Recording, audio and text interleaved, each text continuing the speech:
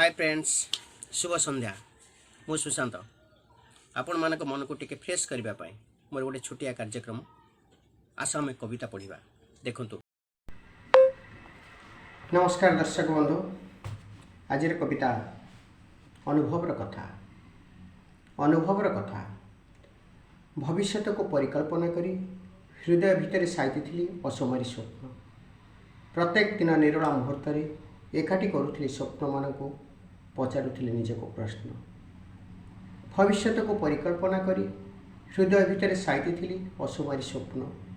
प्रत्येक दिन निरोला मुहूर्त एकाठी करुली स्वप्न मान को पचारुली निज को प्रश्न।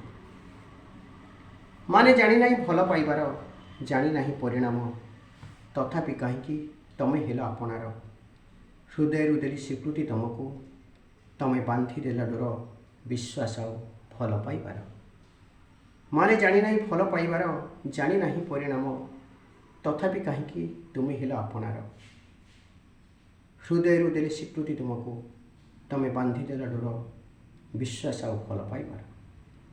विश्वास आ भल पाइबार।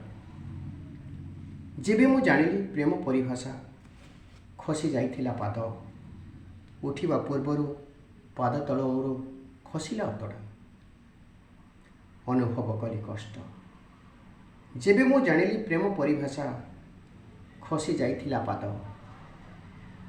उठिबा पूर्वरु पाद तलु मोर खसिला अतड़ा। अनुभव कली कष्ट। तमे चलीगल भिन्न रास्तार, रहीगली मु एका। ना बढ़ी पारिली आगको, ना फेरी पारिली पछकू, एकदम एकुटिया।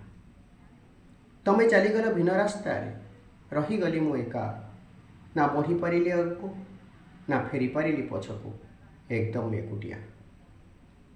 फल पाइबार एमिति जंत्रणा, हृदय मो थरहर। फुल होइगला जीवनर अंक, भविष्यत अंधकार।